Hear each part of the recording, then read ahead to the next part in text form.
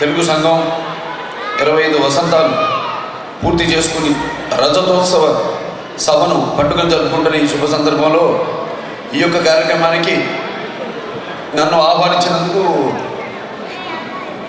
సంఘం అధ్యక్షులు ఎన్ఎంఎస్ రెడ్డి గారికి, అలాగే ప్రధాన మనమన్ననే బాధ్యతలు స్వీకరించిన తానా ప్రెసిడెంట్గా తోటకూరి ప్రసాద్ గారికి, మిగతా సభ్యులందరికీ కూడా, కార్యవర్గ సభ్యులందరికీ కూడా నా హృదయపూర్వక కృతజ్ఞతాభివందన తెలియజేసుకుంటున్నాను.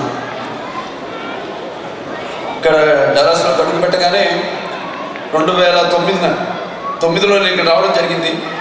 సరిగ్గా రంగడు పాండవుడు చిత్రం విడుదలైన సందర్భంగా నా పుట్టినరోజుకి 2 రోజుల ముందు ఇక్కడికి వచ్చి తర్వాత ఇక్కడి నుంచి లాస్ ఏంజలీస్కి వెళ్ళడం జరిగింది. ఆ రోజులన్నీ గుర్తొస్తున్నాయి. ఆ అభిమానులు, వాడు చూపిన అభిమానం, ఆ రోజు పెద్ద కారుల ప్రొసెషన్ పెట్టి వద్దయ్యా ఇందుకే వద్దు అంటే లేదు వినకుండా మన అభిమానులంతా కూడా మన దగ్గర ఎలాగైతే జరుగుతుందో అలా ఎంతో వాళ్ళ అభిమానాన్ని చాటుకుని ఆనాడు ఈ యొక్క డల్లాస్ పట్టణం నా యొక్క మదిలో, నా యొక్క స్మృతిలో మర్చిపోకుండా మిగిలిపోయే ఒక సంఘటనగా, ఒక మంచి దీన్ని గుర్తుగా మిగిల్చినందుకు.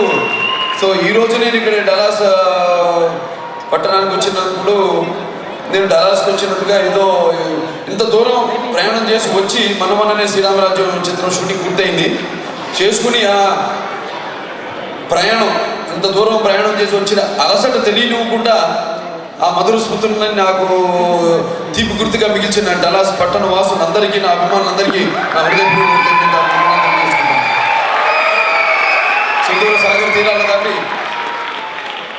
సుదూర సాగర్ తీరాల దాటి ఖండాంతరాలలో తెలుగు భాషా సంస్కృతి దీపికలు వెలిగించి మాతృభూమికి కీర్తి ఆర్జించి పెడుతున్న నా తెలుగింటి ఆడపడుచులకు, నా అన్నదమ్ములకు అందరూ కూడా ముందుగా నా ప్రక్షాళన మీకు నా హృదయపూర్వక గళాభివందనాలు తెలియజేసుకుంటున్నాను. మీ శివషి ప్రభావంతో, సాంకేతిక విజ్ఞానంతో, వైద్య శాస్త్ర నైపుణ్యంతో వివిధ రంగాలలో ఉన్నత శిఖరాలను అధిరోహించి భగవంతుడి అనుగ్రహం వల్ల లబ్ధ ప్రతిష్ఠులైన తెలుగు తల్లి గర్భశక్తి ముక్త ఫలాలు మీరు, మీ కర్తవ్య దీక్ష, కార్యదక్షత, నీతి, నిజాయితీ, సంస్కారం, సహృదయత మీకు అక్కడి ప్రజలలో ప్రేమానురాగ పూర్తిపైన గౌరవ స్థానాలను ఆర్జించి పెట్టాయి. శాశ్వతంగా మీతో పాటు మన మాతృభూమికి కూడా కీర్తిని తీసుకొచ్చాయి సమాధికంగా.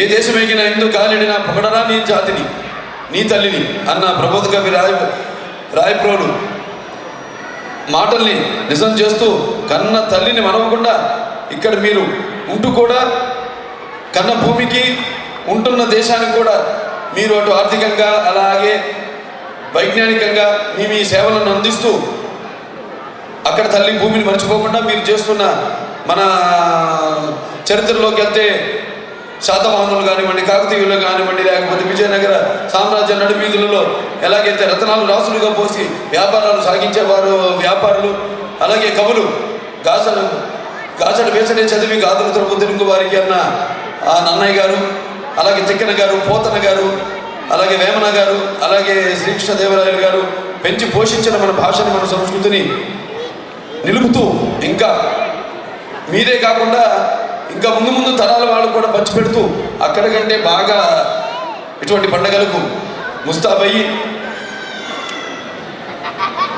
అచ్చమైన మన ఊళ్ళోనే ఈ పండుగ జరుగుతుందా అన్నట్లు అక్కడి నుంచి తరలి వచ్చిన అతిథులు మాకు ఆ యొక్క ఆశ్చర్యంలో ముంచెత్తిన మీ ప్రతి ఒక్కరికి హ్యాట్స్ ఆఫ్. కాకపోతే మీరంతా మీ ఎన్ని కార్యక్రమాలు మనం చేపట్టినా కూడా మీ యొక్క భాగస్వామ్యం లేని ఏ కృషి పూర్తిగా విజయవంతం కాదు.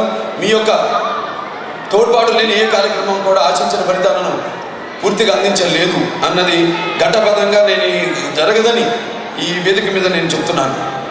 ఎందుకంటే పరాయి విదేశాలలో మాతృదేశ కీర్తి పతాకాన్ని గగనసీమలో సమున్నతంగా నిలుపుతున్న మేధావులు మీరు, పరాయి సీమలో మన తెలుగు కీర్తి చంద్రికలను దశ దిశలా వ్యాపకం చేస్తున్న విజ్ఞాన జ్యోతులు మీరు, మీ వృత్తులలో మీ రంగాలలో నిష్ణాతులై మీకు మాతృభూమికి కూడా కీర్తి ప్రతిష్టలు ఆర్జించి పెడుతున్న విఘ్నులు మీరు.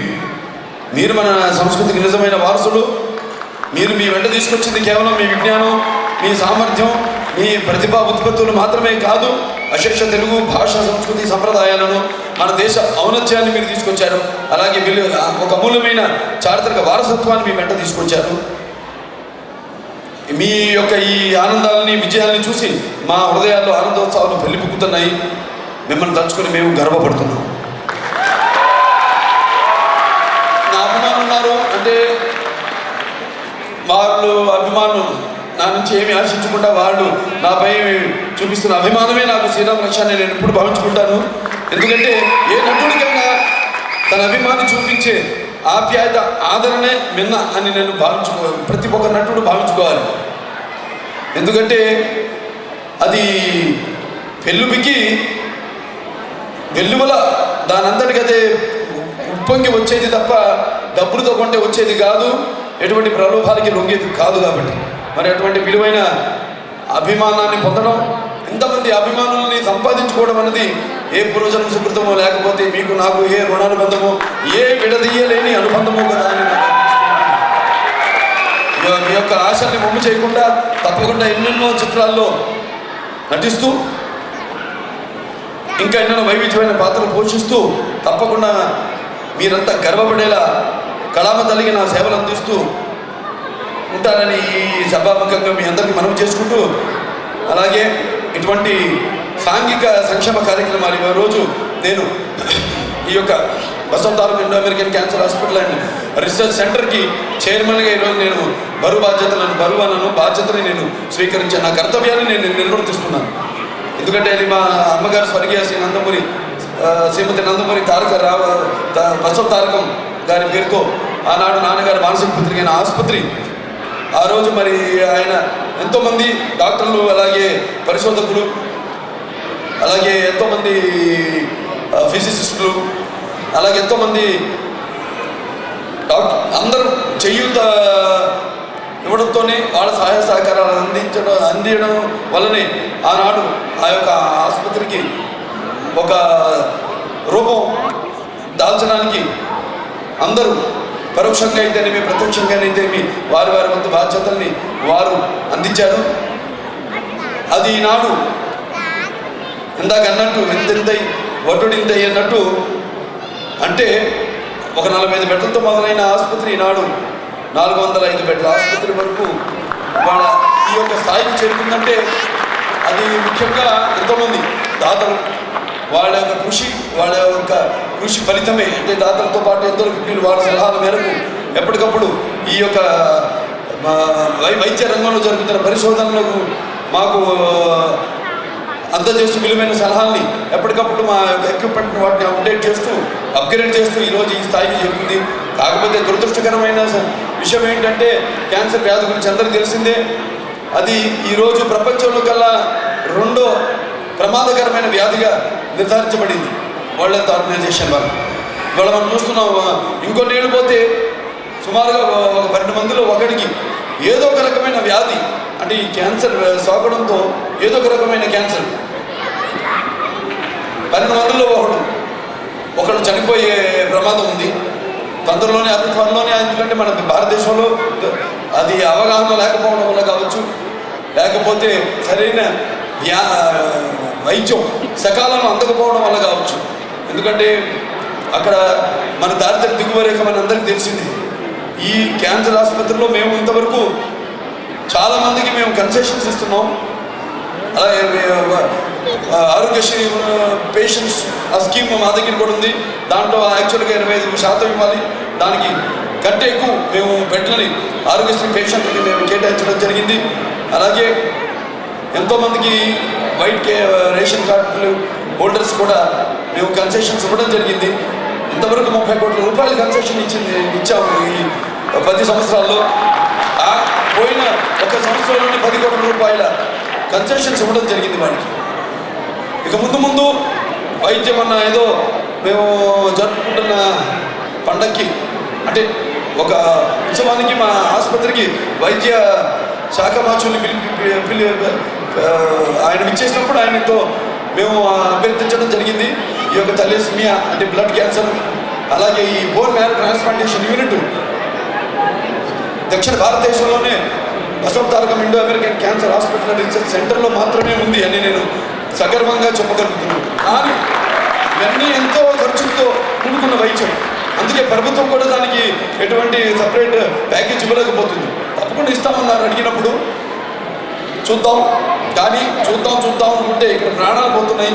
పరిశోధన ఇప్పుడు మా క్యాన్సర్ హాస్పిటల్లో R&D research and development department కూడా ఉంది, క్లినికల్ ట్రయల్స్ ఉంది, అలాగే అకాడమిక్స్ ఉంది, కాలేజ్ స్కూల్ ఫర్ నర్సింగ్ ఉంది, కాలేజ్ ఫర్ నర్సింగ్ ఉంది.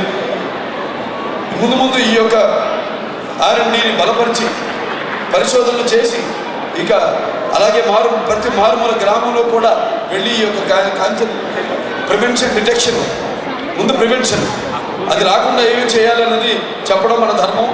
దానికి ఇప్పుడు మేము CME ప్రోగ్రామ్స్ మొదలుపెట్టాం. అలాగే తర్వాత ముందు మొదటి స్టేజ్లో ఉంటే అక్కడికక్కడే ఎంత దూరం హైదరాబాద్కో లేకపోతే ఎక్కడికో వెళ్లకుండా వాళ్ళకి అక్కడికక్కడే వైద్యాన్ని సమకూర్చి స్క్రీనింగ్ చేసి అంతగా అవసరమైతే ఆ ఒక స్టేజెస్ ఉంటాయి, ఆ స్టేజ్ దాటిపోతే వాళ్ళని హైదరాబాద్కి తీసుకొచ్చి వాళ్ళకు వైద్యం అందించడమే మేము ప్రథమ లక్ష్యంగా పెట్టుకున్నాం. ఇంకా ముఖ్యంగా ఈ వ్యాధికి ముందు వచ్చిందని తెలిసాక కూడా వైద్యం చేసేటప్పుడు జరిగే అంటే పాతకాలపు వైద్యం, పాతకాలపు పరికరాలతో చేసే వైద్యంతో వాడు అనుభవించే బాధ నొప్పి కంటే కూడా అసలు చనిపోవడమే దానికంటే బెటర్ అనుకునే పరిస్థితులు ఉండగా ఆసుపత్రిని ఎప్పటికప్పుడు అప్డేట్ చేస్తూ ఇప్పుడు నోవాలిస్ TX అని కొత్తగా ఒక ఎక్విప్మెంట్ కూడా తీసుకురావడం జరిగిందండి. ప్రిసైజ్ ఎక్కడైతే దాని కణాలకి మనం వైద్యాన్ని రేడియేషన్ చేయాలో కరెక్ట్గా ఎగ్జాక్ట్గా అక్కడికి ఆ పాయింట్కి మనం వైద్యం రేడియేషన్ ఇచ్చేటట్టు ఇలా ఎప్పటికప్పుడు అప్డేట్ చేసుకుంటూ వెళ్తున్నాం. అలాగే పేదవాళ్ళకి అక్కడ ఎంతోమంది దాతలు వాళ్ళ విరాళాలు ఇవ్వడం వల్ల నిధులు ఇవ్వడం వల్ల అక్కడ చౌట్రీస్ కట్టడం జరిగింది. GMR అలాంటి ఎంతోమంది దాతలు ముందుకు వచ్చారు. అలాగే వాళ్ళకి నామినల్ రేట్లకి అక్కడ ఈ చౌట్రీలో వాళ్ళు ఉండడానికి వసతి కల్పించాము. అలాగే ఒక విజన్ ఉంది మాకు, ఈ యొక్క క్యాన్సర్ ఆసుపత్రిని ఒక ప్రీమియర్ హాస్పిటల్ ఫర్ క్యాన్సర్ ట్రీట్మెంట్గా మన రాష్ట్రంలోనే కాదు దేశంలోనే కాదు అంతర్జాతీయ స్థాయిలో దీన్ని తీసుకెళ్లాలని ఇక్కడ కూడా ఈ డలాస్లోని టెక్సాస్లో MD ఆండర్సన్ హాస్పిటల్ ఉంది. అక్కడ నా స్నేహితులకు ఆయన పనిచేస్తున్నాడు. అక్కడ వాటితో కూడా మేము సంప్రదింపులు మొదలుపెట్టాము. అలాగే ఇక్కడ డాక్టర్ షూచాన్ అని ఒక ఆంకాలజిస్ట్ ఉన్నారు. ఇలా వీళ్ళందరితో సంప్రదింపులు మొదలుపెట్టాము. ఇప్పుడు ఇంకా దీన్ని అంతర్జాతీయ స్థాయికి తీసుకెళ్దామని. ఒక్కడి వల్ల కాదు, ఆయన చెప్పినట్టు ఈ సభ ఏ ఒక్కడి వల్ల కాదు, ఎంతోమంది కలిస్తేనే రాజు ఎక్కిన పల్లకి కాదు దాన్ని పోసే మొయ్యిలు ఎవరో అన్నారు. అలాగే ఎంతోమంది కృషి ఫలితంగానే ఏదైనా మనం సాధించగలుగుతాం. అందరినీ ఆహ్వానిస్తున్నాం. కన్వెన్షన్స్, ఇంటర్నేషనల్ కన్వెన్షన్స్ పెడుతున్నాం హాస్పిటల్లో. ఇలాంటివి ఎన్నెన్నో కార్యక్రమాలు చేపట్టాం. చివరికి మా మిషన్ ఏంటంటే విజన్ ఏమో అది మా మిషన్ ఒక ప్రీమియర్ క్యాన్సర్ ట్రీట్మెంట్ని అఫోర్డబుల్ ప్రైస్ ధరకి రోగులకు అందించాలనేది మా లక్ష్యం. అయితే దీంట్లో ఉంది